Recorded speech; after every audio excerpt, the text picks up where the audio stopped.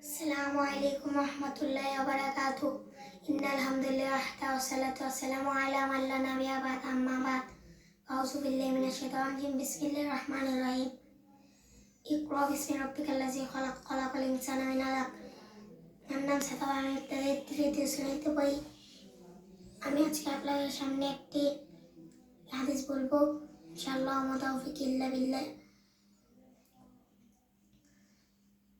আনাসিন ক্বালা ক্বালা নবী সাল্লাল্লাহু আলাইহি ওয়াসাল্লাম লাইসা মিন্না মান লাম ইয়ারহাম সগীরানা ওয়া ইয়াকির কাবীরানা।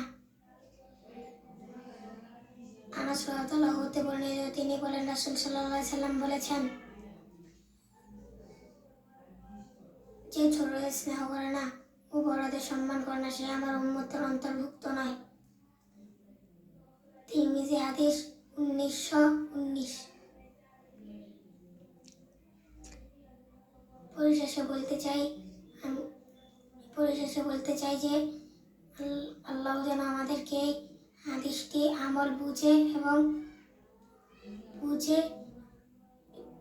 মানার ও চলার তৌফিক দান করেন। তাই আমরা সকালে বলি আল্লাহুম্মা আমিন। আসসালামু আলাইকুম।